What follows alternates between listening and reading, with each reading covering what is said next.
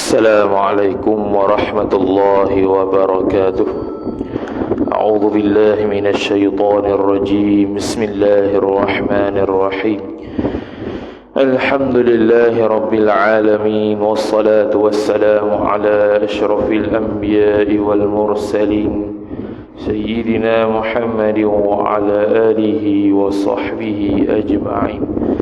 سبحانك لا علم لنا إلا ما علمتنا إنك أنت العليم الحكيم، ولا حول ولا قوة إلا بالله العلي العظيم. رب اشرح لي صدري ويسر لي أمري واحلل عقدة من لساني يفقه قولي، وسدد لساني واهد قلبي بحق نبيك محمد صلى الله عليه وسلم. اللهم أغننا بالعلم وزينا بالحلم وأكرمنا بالتقوى وجملنا بالعافية. نوينا التعلم والتعليم والتذكر والتذكير والنفع والانتفاع والإفادة والاستفادة والحث على التمسك بكتاب الله وسنة رسوله صلى الله عليه وسلم، ودعاء إلى الهدى والدلالة على الخير ابتغاء وجه الله مرضاته وقربه وثوابه سبحانه وتعالى. آمين يا رب العالمين. Kitab perukunan besar kita ni sekarang kita sampai pada bab yang mudah lah kita kata. Yang kita dah terang belaka dah, cuma dia ulang balik secara ijmali kita rasa. Sampailah muka surat 100 tu. Hak tu mudah-mudah lah tu. Hak tu benda dah terang belaka daripada muka surat 88 sampai 100. Mula muka surat 100, semayang jemaah, semayang Jumaat, semayang musafir, semayang mayit. Semayang mayit pun kita terang dah. Cuma semayang musafir, semayang Jumaat, semayang jemaah saja yang kita tak hurai tafsil. Jadi mungkin ke surat 88 sampai 100 tu hurai mudah-mudah lah, sebab dah bahas dah. Jadi kita baca dan hurai mudah-mudah saja. Kita target hari ni sampai ke surat 100. Lepas tu semayang jemaah, semayang Jumaat sampai musafir tu esok insya-Allah sampai khatam. قال المصنف رحمه الله تعالى ونفعنا الله بعلومه وبعلومكم وبعلوم مشايخنا في الدارين آمين يا رب العالمين. Kata pengarang Syekh Abdul Rashid Al-Banjari rahimahullahu ta'ala, asas Islam. Asas makna tonggak lah, usul akar. Asas Islam ni dia asas yang idafi, bukannya asas yang hakiki. Yang mana kalau asas yang hakiki ni maknanya kalau tak ada dia boleh kufur. Sebab tu dia panggil rukun iman tu rukun hakiki. Kalau rukun Islam rukun idafi, maknanya kalau tak ada salah satu pun tak kufur, cumanya fasik lah, selagi mana tidak mengingkari kewajiban yang berlaku atas dia tu. Bismillahirrahmanirrahim. Itu dengan nama Allah yang Maha Pemurah lagi Maha Mengasihani. Itu kita bahas dah. Jadi Bismillahirrahmanirrahim biasa akan dibahaskan menurut menurut bidang ilmu. Jadi sekarang kalau kita bahas berkaitan dengan ilmu fiqh, maka dia akan bahas cara bismillah dengan ilmu fiqh. Maka dia akan berkaitan dengan hukum-hukum syarak. Bismillahirrahmanirrahim yang wajib dalam Fatihah. Bismillahirrahmanirrahim yang haram ketika mana nak melakukan maksiat. Bahkan dalam Hidayatul Murid Syarah Jauharatul Tauhid, siapa yang beriktikad siapa yang beriktikad meyakini dia baca Bismillahirrahmanirrahim tu untuk menghalalkan perbuatan haram dia, yang ijma' ulama untuk kufur. Ada yang makruh, ada juga, iaitu kita buat perkara yang makruh, kita pun ucap Bismillahirrahmanirrahim, melihat kemaluan sendiri, melihat kemaluan isteri. Ada pun yang sunat yang dituntut oleh syarak, benda-benda yang tidak dibuka selain daripada apa yang telah dikhususkan untuk buka dengan dia. Contohnya takbir, contohnya sembahyang dibuka dengan iftitah, maka dibuka dengan takbir, maka tidak sunat bismillah. Azan dimulakan dengan takbir, maka tidak sunat bismillah. khutbah dimulakan dengan alhamdulillah, maka tak sunat bismillah. Tempat-tempat yang dikhususkan syarak untuk ucap selain bismillah, maka bismillah tak wajib. Alhamdulillahi Rabbil Alamin, bermula puji-puji itu ay mustahiqun lillah, hanya mustahak bagi Allah Rabbil Alamin, Tuhan sekalian alam. Wassalatu wassalamu ala sayyidina Muhammadinil hadi.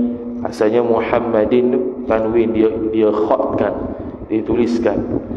Wassalatu, dan bermula selawat daripada Allah, rahmat. Wassalamu, dan sejahtera. Jadi alif lam tu boleh kata alif lam lil ahdi dhihni, atau alif lam ganti pada mudhafun ilaih yang mahdhuf, takdirnya salatullahi wa salamuhu ala sayyidina, ay nazilani, turun kedua-duanya selawat dan salam, ala sayyidina Muhammadin, atas penghulu kami Nabi Muhammad. Al-hadi, iaitu yang menunjuk, ya Muhammad, ila siratil mustaqim, kepada jalan yang lurus. Wal khalqil qawim, al-hadi juga kepada al-khalqi, kepada makhluk-makhluk Allah, min itlaqil masdar wa iradat ismil maf'ul. Itlaq masdar, naknya isi maf'ul. Al-qawim, yang teguh, yang kuat, yang teguhlah. Habis peringatan, jaga-jaga bahwasanya ilmu syarak, jaga-jaga biasa dipanggil tanbihun, ay tanbihun liman ghafala, bahwasanya ilmu syarak seperti sembahyang, puasa dan lainnya, lain daripada sembahyang dan puasa, itu wajib dipelajari akan ilmu syarak tu, yakni belajar tu berguru. Kena berguru dengan siapa? Iaitu kata dalam kitab Aqidatun Najin, Tuan Minal Al-Fadhal rahimahullahu ta'ala menyebutkan berguru di situ dengan makna berguru dengan orang yang berkeahlian, orang yang mempelajari suatu ilmu, khususnya dalam bab akidah. Dia mempelajari kepada orang yang tidak layak untuk tidak berkemahiran, maka dia hukum dia haram, tambah lagi berakidah. Dan jangan sekali-kali diperbuat akan agak-agak dengan agak-agak dan tiru. Al-ilmu bila ilmin junun, wal amalu bila ilmin la yakun. Ilmu tanpa amal itu gila, dan amal tanpa ada ilmu sia-sia. Jadi kalau tidak ada ilmu, dia akan buat satu ibadat dengan dalam keadaan tiru, dalam keadaan meniru sahaja orang apa yang dia buat, tanpa mengetahui sebab di sebalik benda yang dia buat. Alasan kita yang menunjukkan wajib belajar itu ialah beberapa hadis Nabi sallallahu alaihi wasallam. Setengah daripada hadis Nabi sallallahu alaihi wasallam, innamal ilmu bitta'allumi, hanya sahaja ilmu itu dengan belajar. Jadi ta'allum dia kalau wazan saraf atau wazan tafa'ala. Tafa'ala yatafa'alu tafa'ulan, ta'allama yata'allamu ta'alluman. Dalam matnul bina dipanggil wa bina'uhu litakalluf. Binaan wazannya itu maksudnya untuk takalluf, untuk menunjukkan kepayahan. Jadi at-ta'allum, payahlah nak belajar. Belajar tu kena payah, kena berkorban diri. Kalau dia belajar tak berkorban diri, tak jadi apa. Dia tidak boleh jadi peringkat yang seterusnya, iaitu alim. Belajar lebih kurang, dia tak berasa kesusahan belajar tu, dia tidak akan boleh menjadi alim sampai bila-bila. Boleh belajar ada. Asal mengaji. Ngaji pula hak mudah-mudah, hak payah-payah malas dah mengaji. Tak jadi tu. Hak tu orang awam pun belajar juga. Jadi tak ada beza lah orang yang ambil degree dengan orang awam kat kampung belajar kat masjid surau. Tak ada beza. Dia mengaji hak mudah-mudah, kita mengaji hak mudah-mudah. Lepas tu beza apa? Nak tolak syubhat tak boleh. Dia belajar sampai boleh tolak syubhat. Selagi tak boleh tolak syubhat, tak payah duduk balik. Gitu je. Mana tak belajar lagi tu. Belajar bodoh-bodoh lagi tu. Dia bukannya belajar degree diploma tu nak lepas fardu ain, bukan. Lepas fardu ain kampung ada. Duk utama fardu ain kat dia. Fardu ain apa dah? Tauhid, fiqh, tasawuf. Hak tu bayan tu, badik tu, nahwu, saraf, balaghah, istiqaq. Siapa nak belajar? Hak tu fardu ain atas kita. Lah nisbah kita wakil kampung. Bukan fiqh, tauhid, tasawuf kan. Fiqh, tauhid, tasawuf tu lebih utama, tapi hak lain pun utama juga. Bukan belajar tiga tu ya, belajar tiga tu selesai. Nahwu tak reti. Kalau dia boleh baca kitab Jawi ke apa ke, boleh aling contohnya fiqh, taqidah ke apa ke. Tapi nahwu dia tak reti. Nahwu tak reti tu kira tak ada apa dia, tak ada nilai. Kira tak ada nilai apa dia, biasa-biasa lah. Tak menjadi khawasul khawas. Itulah bezanya dengan orang awam.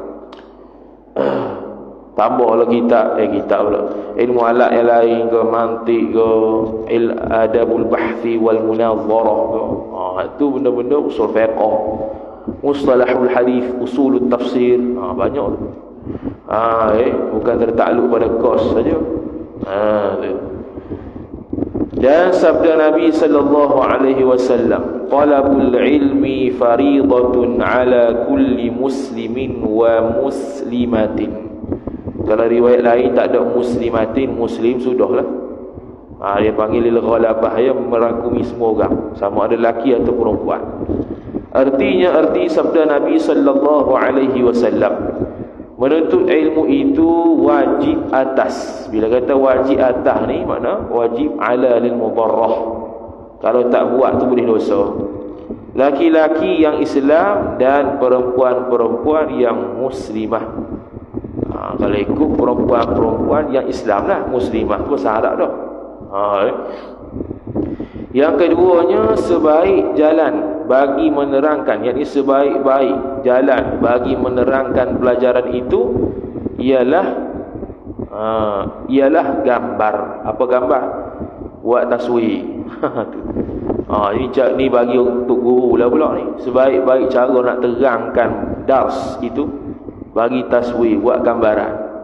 Maka bagi tuan guru bolehlah ia tuan guru menunjukkan murid tuan guru akan gambar itu pada permulaan belajar.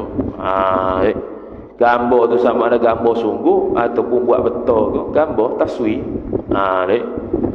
Supaya dapat diperhatikan murid-murid itu apa-apa keterangan guru dengan gambar itu.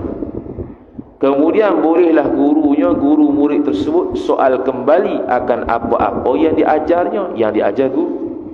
Demikianlah jalan memudahkan bagi guru-guru menyampaikan kepada maksud apa yang dia belajar. Jadi musannif kita ni memberikan cadangan, memberikan cara untuk guru-guru orang yang mengajar ni, supaya mengajar orang, bagi orang yang baru belajar, perlulah dia tu mentaswirkan, membuat banyak contoh ataupun menggambarkan, tulis depan ke, supaya orang yang belajar dengan dia tu faham. Kemudian bila faham pula, tu guru tu tanyalah pula apa yang dia faham. Lepas tu adalah ujian apa semua tu. Tu antara benda yang untuk mentes ataupun mencuba ataupun menguji tahap kefahaman dia secara zahir. Maka adalah tes syafawi lah, tahriri lah. Sebaik-baik jalan bagi menerangkan segala fadilat itu. Fadilat berkaitan dengan kelebihan amalan sesuatu dan sebagainya, ialah seperti berhikayat, bercerita. Kerana budak-budak itu tiada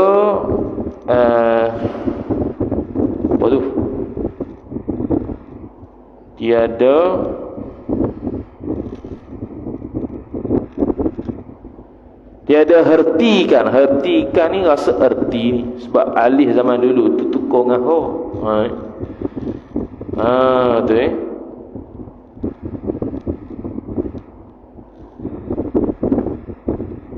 Lepas tu kalau hertikan bersih, melainkan pada misal-misal cara Cara apa tu?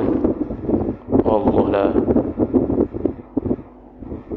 Cara apa tu?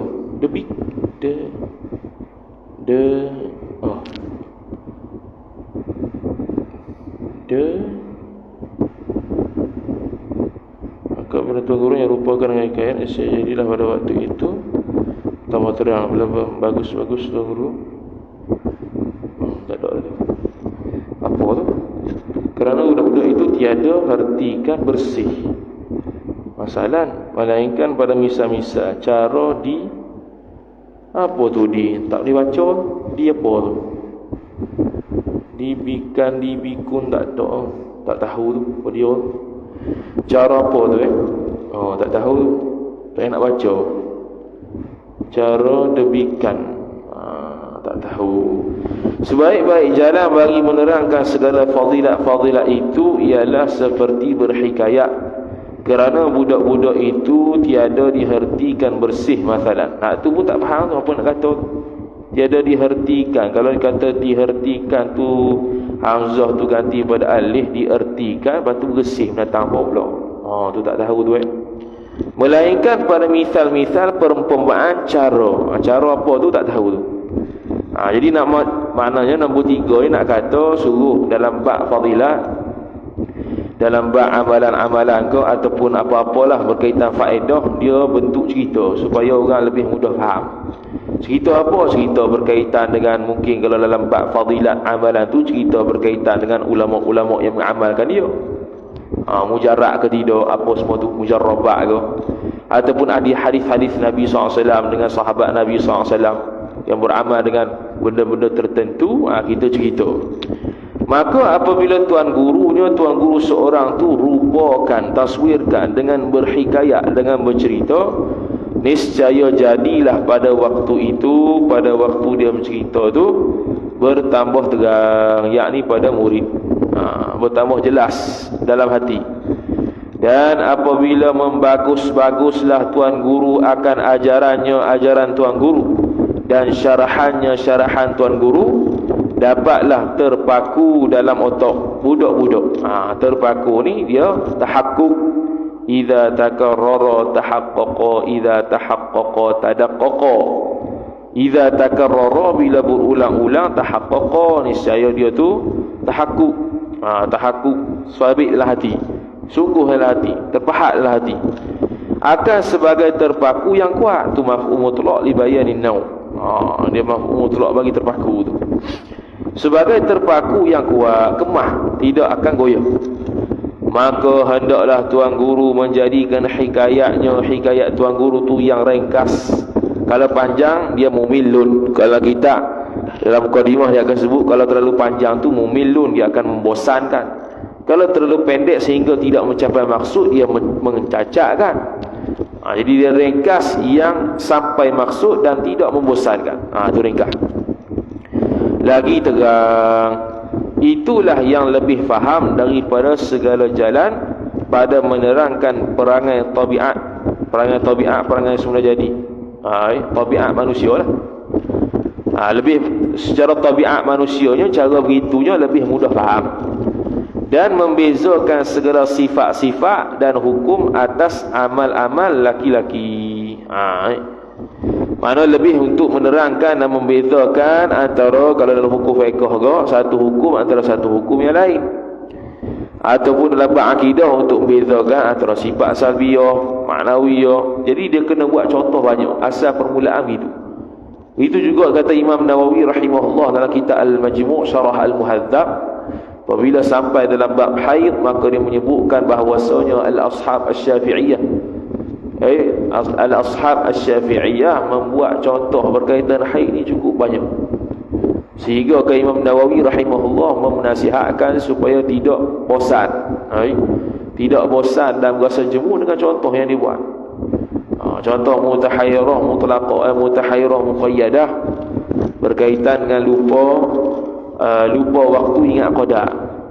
Dalam majmu' Imam Nawawi bawa lebih kurang 40 lebih contoh. Dia ulang-ulang 40 lebih contoh. Benda kadang-kadang sama, kadang-kadang berbeza. Yang sama tu dia ulang dekat 10 kali, 12 kali, 13 kali, sampai 40 contoh. Mutahayyirah muqayyadah, lupa masa ingat qadar. Begitu juga mutahayyirah muqayyadah, lupa qadar ingat masa. Dia pun buat banyak juga, berbelah-belah, berpuluh-puluh.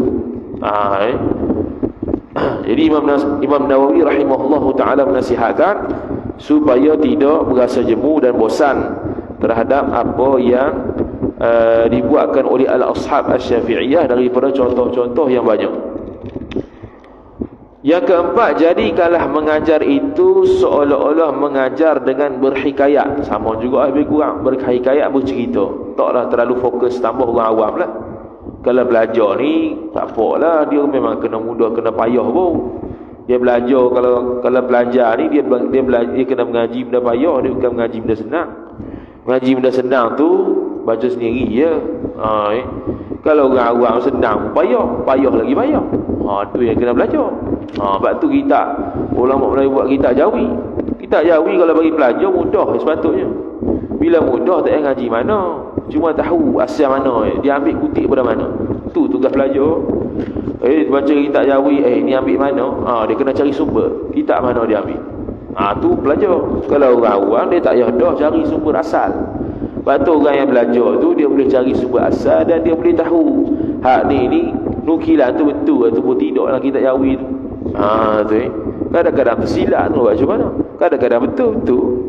Bahkanlah kitab-kitab syarah matan ke syarah sendirilah kitab Arab, bila tengok hasiah-hasiah, dia pun ada mengkritik matan dengan syarah tu secara biasa saja. Ada mengkritik kalau nukilan tu silap, ada pembentuk ibarat kalau ibarat tu tak kena. Tu berlaku dah dalam kitab Arab. Cuma dalam kitab jawi tetap berlaku sebab tak ada orang buat. Tak ada orang yang pelihara jawi kita ni, sehingga nak buat syarah untuk mengkritisi dan juga menganalisis setiap ibarat yang dinukilkan. Tambah-tambah hadis. Ataupun dengan mereka kan beberapa misal bagi apa yang belajar tu lah di dalam bicara, iaitu maudhu' tiap-tiap pelajaran. Maudhu' ni biasanya dalam kita terjemah tajuk, mana benda fokus yang kita nak bincang tu, kita merekakan, kita membuat beberapa misal bagi satu masalah. Kerana bahawasanya yang demikian itu memberikan banyak misal tu menerangkan bagi engkau akan teks amal engkau, gitu kot, takkan dikuh pula. Di dalam diri murid-murid tersebut. Ke apa tu? Akan toya kafsin. Tak tahu dah nak baca benda lain. Akan apa tu? Takkan teks pula. Tapi teks tu kita lama nak ada, kita lama teks tu menerangkan bagi engkau akan boleh baca tekah tu apa tak ingat lagi. Tekah amal engkau, tekah tu bahasa apa tak ingat lagi tu. Dia kitab jawi ni dia payah dia dalam bahasa dia kadang-kadang tak faham, tapi benda tu faham dah. Setiap lafaz ataupun setiap kalimah tu dia bukan kalimah yang kita pakai, jadi payah. Kenyataan dia tak payah pun. Sebab tu kena cari hak asal. Kadang-kadang kita tahu hak asal dia apa, cari kita Arab dulu, cari-cari orang sama dah dengan ni, baru kita boleh andaikan dia nak cakap apa, perkataan tu nak bunyi lagu mana. Tu kita jawi lama dah. Jadi kita ni hak belajar ni dia kena cari hak asal. Kalau mengaji kitab jawi kena cari hak asal. Macam kita Aqidatun Najih ke Nurus Sami, ada beberapa nukilan yang tersilap. Bila tengok dia kata Imam Taftazani cakap sekian-sekian, tengok ada asal, Imam Taftazani tak cakap gitu, dia cakap benda lain. Dia nukil silap. Dalam kitab Tuhfatul Murid sebut lain, dalam kitab Imam Taftazani sendiri pun sebut lain. Lagu mana kitab jawi sebut gini ni? Jadi kena ta'liq lah, kena ta'liq bawah tu, salah ke mana, silap ke mana, la'alla sawab ke mana. Tu dan membiasakan bayang-bayang otak orang belajar tu cergas dan senang dapat. Dia kata gini sebab apa? Sebab lepas ni nak lukis gambar tu ya. Lepas ni nak lukis aja. Dan memahirkan lidah seorang fasih dan terang. Fasih lancar. Terang ni terang lah, tidak kabur, tidak semabur. Toklah dia panggil gagak dan sebagainya, relax, lancar. Dan tuan guru dengan sebenarnya kemudian daripada itu okey, dan tuan guru ini, dan bermula tuan guru dengan sebenarnya, ini tuan guru hak betulnya ialah kemudian daripada itu, kemudian daripada terang, nampaklah pada murid-murid akan barang yang membukakan hati. Tu tuan guru yang sebenar. Tuan guru yang sebenar dia mampu untuk memahamkan murid dengan cara yang disebutkan oleh musannif. Memang kita tidak menafikan faham mutlak daripada Allah Ta'ala, cuma ikhtiar untuk fahamkan murid itu ginilah. Lepas tu kalau kita mengajar hak payah-payah, biasanya kita baca ibarat dan tulis depan. Contoh dalam bab izalatul iltibas, ngaji bakhir tu, tu payah tu. Terang satu-satu, i'rab satu-satu, huruf satu-satu, tu terang depan. Tu pun tak faham juga. Sebab apa payah? Sebab payah satu, sebab orang belajar tak mau faham satu. Dia bukan payah, dia tak mau faham. Dia kena macam tu. Saya tak faham, bukan tak faham, dia tak mau faham. Itu ya. Kalau tak faham, aku sudah tak faham. Bukan dia tak mau faham, saya tak mau faham. Kalau dia nak faham, dia akan usaha jadi faham. Dia tak nak tidur, apa tak faham. Itu kemah tu. Dia boleh tidur relax, apa tak faham, tidur dulu. Itu tak mau faham. Itu beza dengan orang biasa. Dan tuan guru dengan sebenarnya daripada suka dengar dan perhati murid-murid itu akan apa-apa yang diajar. Suka dengar dan suka perhati murid-murid itu akan apa-apa yang diajar, dan nampakkan suka mau memperhaluskan. Betul tu?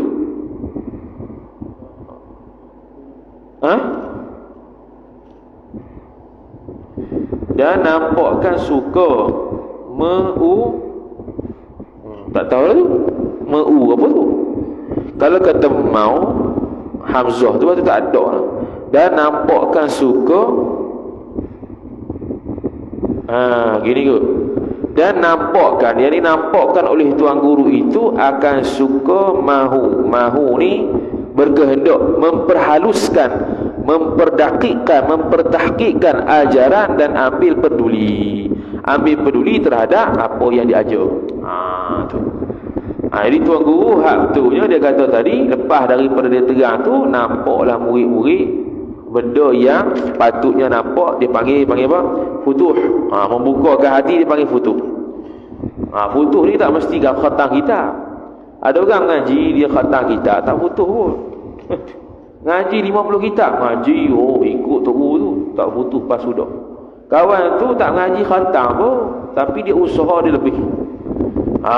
Tak khatam pun, satu kitab pun tak khatam, tapi dia faham kaedah tok guru tu ngajar futuh. Jadi buka hati, dia pergi cari sendiri, faham, cari sendiri, baca sendiri, faham. Tu futuh daripada Allah Ta'ala, dari guru tu. Tak mesti khatam. Macam nahwu lah, kita ni tak khatam untuk guru, tak ada. Kalau kita ikutkan kita ni, orang yang membukakan kita dalam bab nahwu ni Ustaz Azhar lah bersyarah tu, tak pernah khatam kita dengan dia. Buat kelakhah kita al-mulakhas fil lughatil arabiyyah, waktu malam tak khatam pun, Ustaz sibuk lah kali putih. Tapi cara dia ngajar tu, dapat faham benda apa yang harap ni, benda apa nahwu ni. Lepas tu bicara negeri, bicara negeri baru teringat, Ustaz ni ngajar ini. Betul tak? Teringat. Boleh. Dengan kita pergi ngaji tempat orang lain, ngaji dengan orang lain khatam, tapi yang futuhnya dia. Akidah sama juga. Akidah. Bukan kita mengaji khatam, tapi dapat faham. Benda yang dibahas tu, sebab dia bahas detail, kita faham. Pergi tempat lain, pergi ngaji dengan orang lain, mudah. Tu. Dia tak mesti khatam. Tapi ngaji dengan dia khatam. Ngaji dengan dia khatam. Tapi khatam dia, khatam matang-matang dia. Hasiah-hasiah kau syarah, cari orang lain. Hak baca, tapi boleh faham. Ni ngaji lama tak faham kok. Tu jeng tu. Tak nak faham, bukan tak nak faham, tak mau faham. Tu istilah kita. Istilah kita nak pujuk diri. Tak faham, bukan tak faham, tak mau faham. Kalau nak faham, dia akan usaha juga. Tak ada nak main phone tu dia nak faham. Dia nak faham, sampai faham. Oh, kira faham. Lepas faham tu memang nikmat besar. Macam kita, kalau orang tanya soalan, kita tak tahu jawapan. Kadang-kadang tahu dah jawapan, cuma kita ni jawab secara ibarat, jadi kena cari ibarat. Jadi macam tu. Kalau tahu jawapan, setakat tahu jawapan, memang tahu dah. Tapi nak carilah kitab ulama sebut kat mana. Cari. Dapat, lega, nikmat. Ada satu soalan tu kalau tak tahu tu, kat mana sebut benda ni. Kita pun tak tahu jawapan dan tak tahu ibarat kat mana. Cari. Kadang berkejap-kejap. Lepas jumpa tu, lega, boleh makan. Rasa puas hati. Kalau lagi tu tak jumpa, lagi nak makan tu macam tak puas hati. Duk mikir. Macam itu kita perguna ni dalam bab haji itu. Sama kot yang bahagian akhir tu. Dia bagi tahu syarat dia jangan berjalan selain bertawaf. Lepas tu lepas pada tu dia kata tak perlu niat. Dia panggil apa? Tanggungan nusuk. Kalau ada pada tanggungan nusuk, maka tak perlu niat. Tak ada tanggungan nusuk, perlu niat. Carilah kok mana pula ni. Sebab dia lepas daripada perbahasan syarat yang terakhir, iaitu tidak ada sorif, tidak ada perkara yang memalingkan dia daripada tawaf asal. Kita pun cari kitab minhaj, kitab tawaf. Ya dah, betul dah. Tapi lepas tu tak ada pula perbahasan. Duk cari kenapa tanggungan nusuk. Nak kata betul tak betul kita tak kena juga, sebab kita penuh macam-macam nak faham tapi tak faham. Cari. Lepas tu cari. Jumpa juga. Dalam kitab Fathul Wahhab sebut. Dalam kitab Minhajul Talibin tak ada. Kitab Syurut Tuhfah tak ada. Dalam kitab Fathul Wahhab Syarah Manhajul Tulab baru ada. Sebab dia ringkasan daripada Minhajul Talibin. Maka Syekhul Islam Zakir Ansari dia akan tambah benda yang kurang dalam minhaj. Bila ada dalam matan dah, apatah lagi syarah, apatah lagi hasyiah. Lagi faham. Hak ni tanggungan nusuk. Nak kata kalau dia tu dah ada niat umrah ihram dengan haji, tak payah dah niat tawaf. Sunat jelah niat tawaf tu, tak jadi rukun. Tapi kalau dia tak buat haji, tak buat umrah, nak buat tawaf sunat atau tawaf wida', kerana wida' bukannya umrah, bukannya haji, maka dia perlu niat. Baru lega. Tu dia macam tu. Nikmat cukup besar kalau benda yang kita muskil tu kita jumpa sendiri, daripada tanya orang. Ni jumpa muskil dah. Tanya dah. Allah tak cari, tanya dah. Tu bukan sifat pelajar itu. Sifat pelajar dia cari. Kalau boleh tu tak mau tanya lagi. Biarlah berbulan-bulan tu tak mau tanya sebab nak cari. Sekali jumpa tu lega.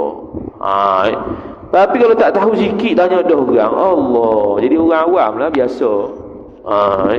Tak jadi orang khawasul khawah, jadi orang biasa ya. Macam mana nak bahas pula ilmu lagi teruk tu. Tu lagi tak lepi tu. Dia taklid. Dia belajar di muqallid tu. Orang belajar nak jadi ma'rifah. Kalau dalam bab akidah tu Sami dia sebut, ke awal-awal mengaji akidah tu untuk taklid tu. Lepas pada tu tak boleh taklid dah, kena ma'rifatullah, kena reti sendiri. Itu bab akidah. Hak yang belajar, kita yang belajar ni pula sama ya, tidak boleh jadi muqallid guru. Sekarang muqallid guru sebab kita mengaji dengan dia, dengan kitab sekian. Nanti akan datang dah sampai satu tahap lain, iaitu tidak lagi menjadi muqallid guru. Sebab tu Imam Ghazali bila dia belajar, dia sentiasa bila belajar tu dalam keadaan syok terhadap kenyataan setiap ibarat apa yang disebutkan. Bukan syok tu kata meragukan, mensangsikan status guru tu, bukan. Untuk dia sendiri, dia cari lebih lagi. Nak cari lebih lagi. Betul ni pembahasan ke mana sebenarnya? Nak cari betul ni. Dobik-dobik yang dia buat tu semua kena cari semula. Dobik-dobik pengajian yang dia catat kena cari semula asal. Tu orang belajar. Kalau dobik saja, dobik-dobik, betul hari baca orang, baca dobik tu. Dobik salah dia. Salah tu sama ada dia dobik salah tu untuk guru tu salah silap sebut. Jadi kalau mengajar ke orang tu boleh mengajar kitab kosong. Bukan kitab yang berdobik, kitab kosong. Kita yang dobik sendiri. Pada tu. Kalau ada muskil ya, baru tengok dobik asal. Tu pun kalau perlulah. Sebab dobik asal, dobik guru bagi pun daripada kitab juga, tak boleh lari dengan lain. Dia tak boleh lari dengan kitab. Mana ada dobik, dia dobik sendiri, tak ada.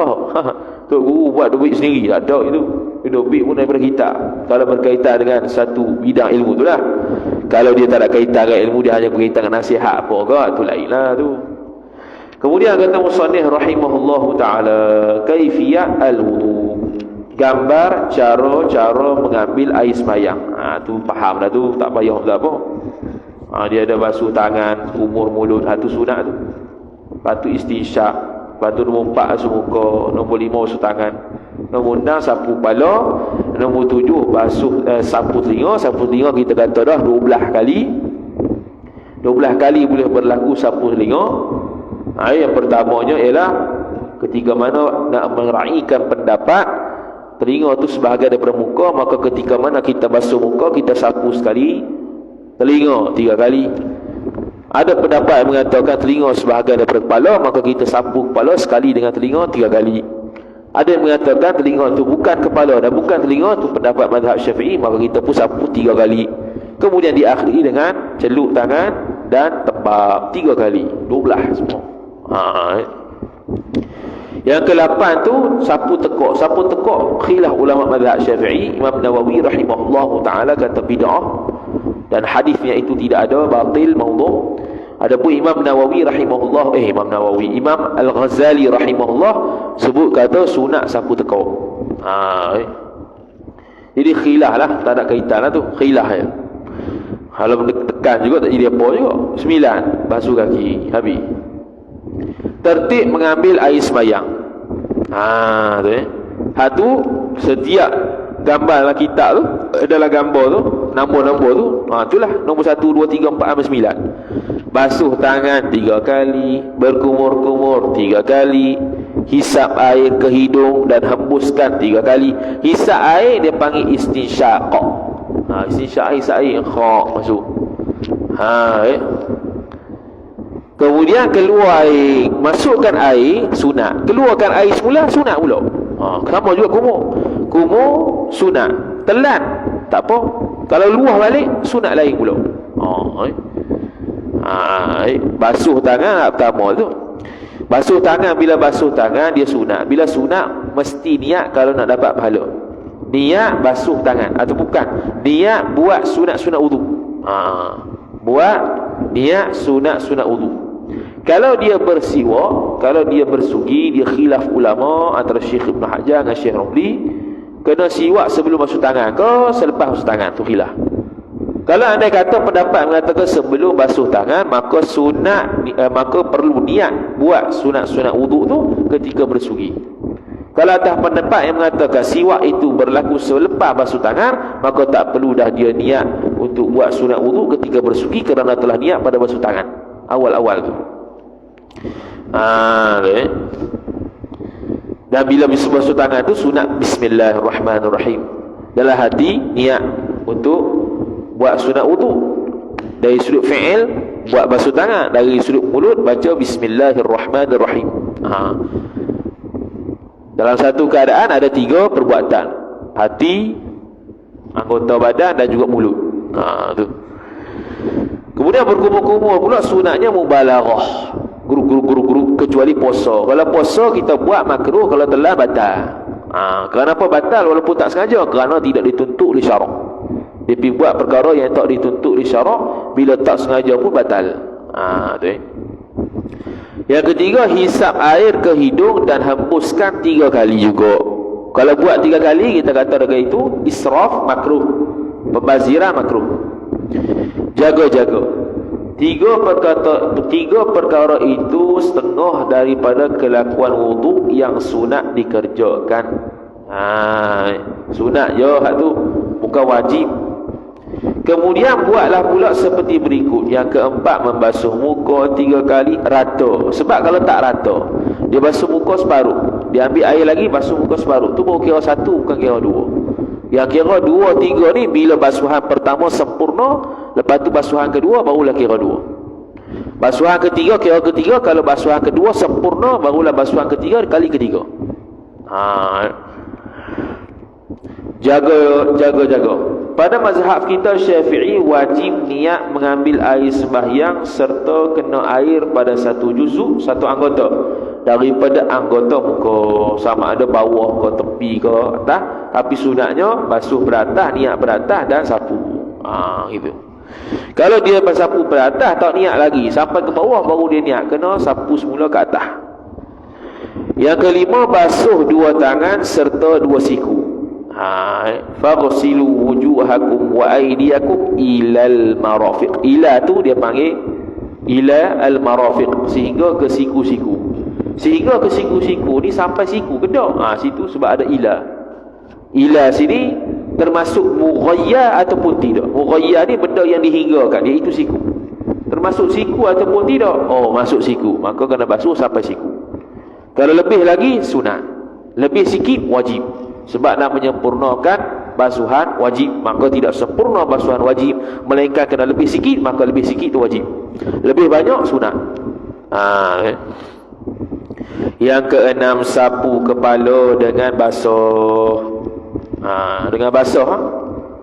Kalau basuh makruh. Sapu kepala dengan basuh. Kalau kita kata basuh kepala makruh. Dengan basuh ni mana kata tangan kita basuh, kita pun sapulah. Itulah.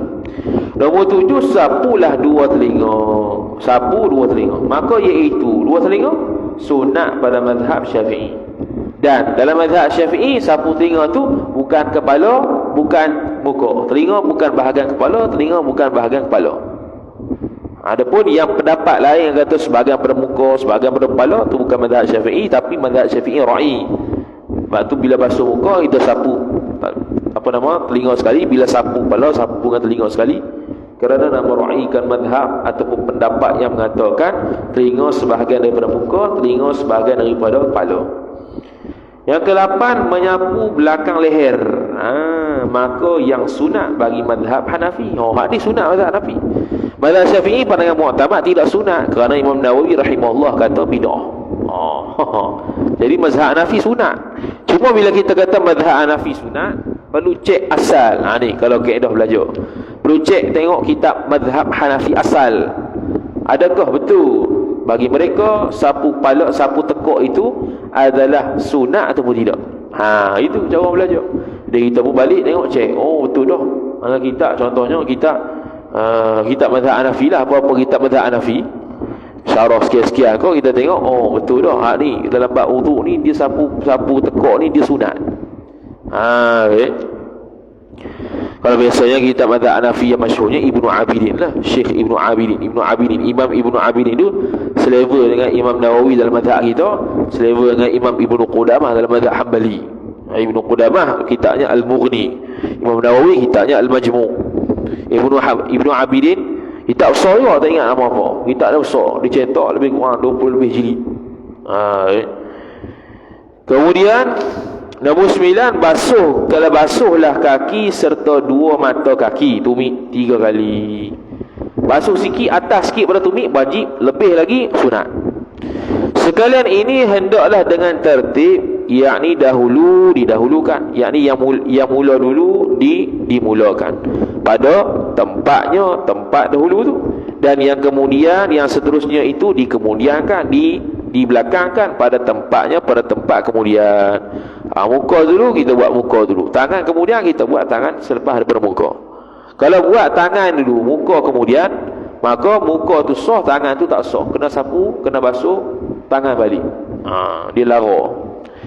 Ingat-ingat yang di atas ini. Bermula fardu mengambil air sembahyang itu 6. Ini pun kita dah bahas dah. Pertama, niat.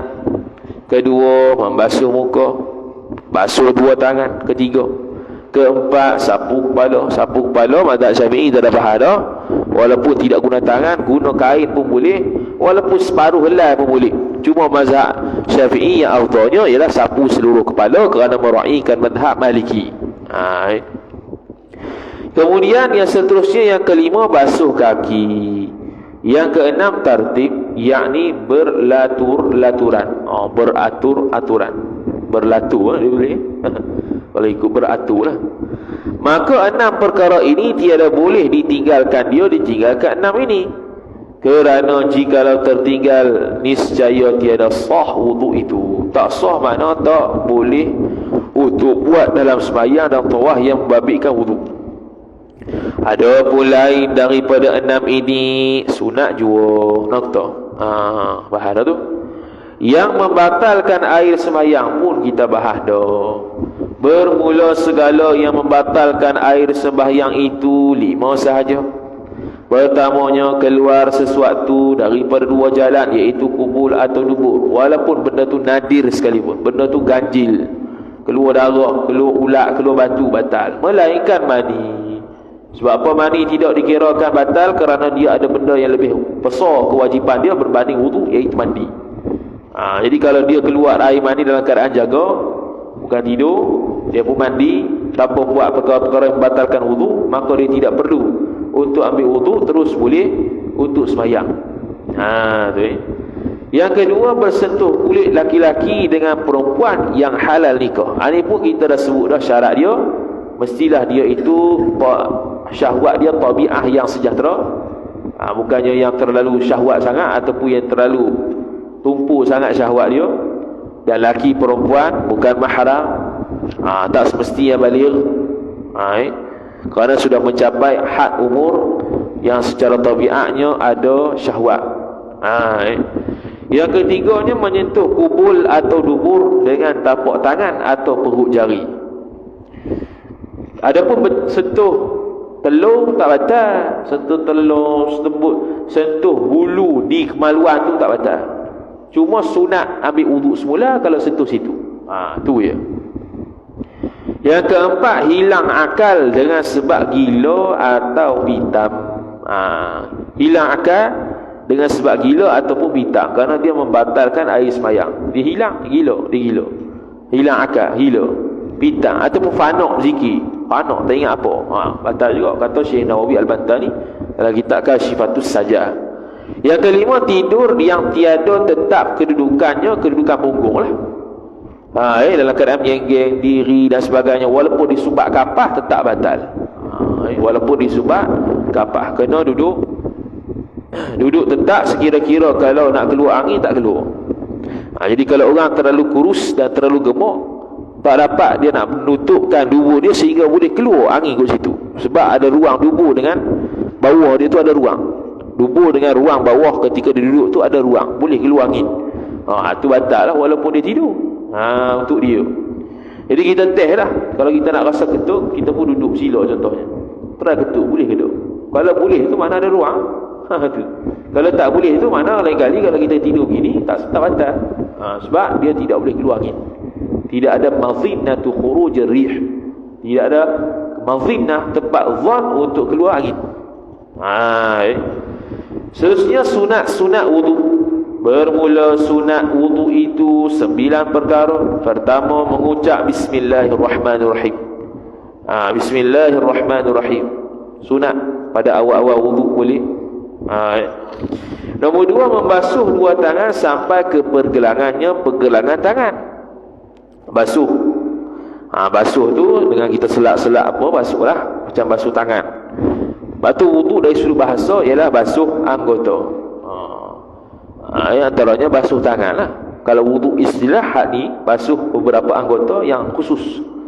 Yang ketiga, berkumur-kumur 3 kali. Yang keempat, masukkan air ke hidung dan menghembuskan air. Yang kelima, menyapu sekalian kepala dan telinga. Itu sunat. Kalau satu helai itu wajib, ataupun separuh helai itu wajib. Menyental celah jari, iaitu selat. Mendahulukan kanan. Kalau tak selat tak sampai air, wajib selat. Kalau tak selat pun sampai air, sunat selat. Yang ketujuhnya, mendahulukan kanan atas kiri. Dahulukan yang kanan atas kiri. Kalau kiri atas kanan, makruh. Yang kelimanya, meniga-niga kali. Iaitu setiap perbuatan dalam wuduk tu buat 3 kali. Hatta doa wuduk pun 3 kali. Apa-apa sunat selepas baca doa, baca surah pun sunat 3 kali. Apa-apa yang berkaitan dengan wuduk, semuanya sunat 3 kali. Begitu. Seterusnya, perkara makruh waktu mengambil air sembahyang, mengambil wuduk. Ini pun kita sebut dah secara pitah lalu. Adalah dimakruhkan waktu mengambil air sembahyang itu 4 perkara. Pertama, berlebih-lebihan menggunakan air dari patutnya. Kalau lebih daripada patutnya, makruh. Tu kalau air sendiri. Kalau air orang tak dapat izin, makruh, haram.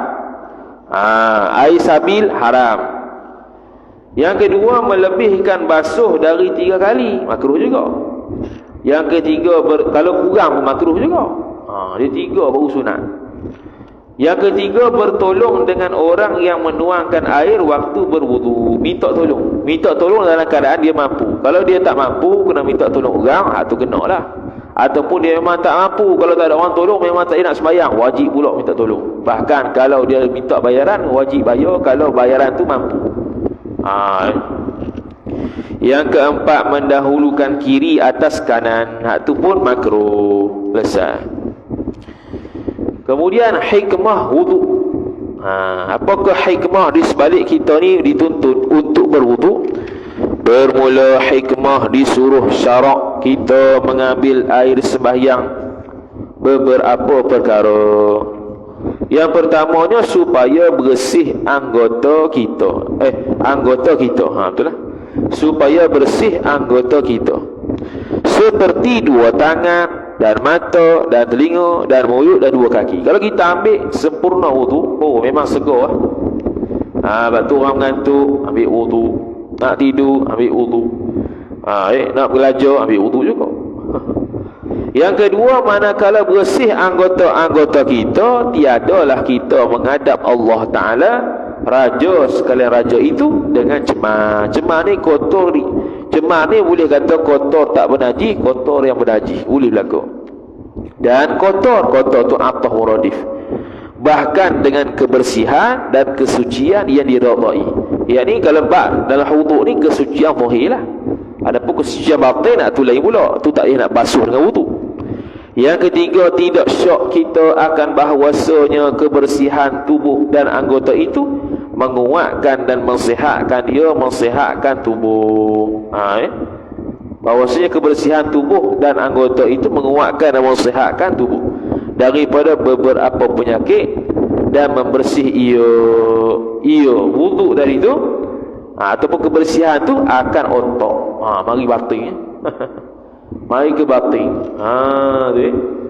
Bersih otak juga. Tu serah kepada Allah Ta'ala. Cuma dia kata hikmah di sebalik wudu itu. Bahkan boleh bersihkan hati kalau dia wudu dalam keadaan khusyuk. Dia menghayati setiap basuhan wudunya dengan doa-doanya yang diajarkan Imam Al-Ghazali, walaupun benda tu tidak sunat secara khusus. Kalau mengaji kitab Hidayatus Salikin ke Syiarus Salikin ke, dia ada doa setiap kali nak basuh tu. Doa berkaitan akhirat ya. Basuh muka, doa dia sekian, basuh tangan, doa dia sekian, sapu pada doa dia sekian. Cuma tak ada nak doa lah. Doa pendek-pendek. Boleh tengok dalam kitab Hidayatus Salikin. Cuma tidak sunat secara khusus baca doa tersebut, cuma bagus ya. Gambar cara-cara bertayamum. Hak ni sambung semula. Wallahu a'lam. Ada soalan?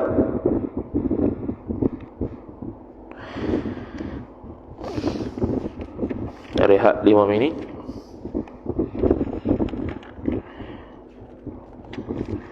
Ada soalan? Tak. Wallahu a'lam. Rehat 5 minit. Sallallahu ala sayyidina Muhammad wa ala alihi wa sahbihi wa baraka wa sallam.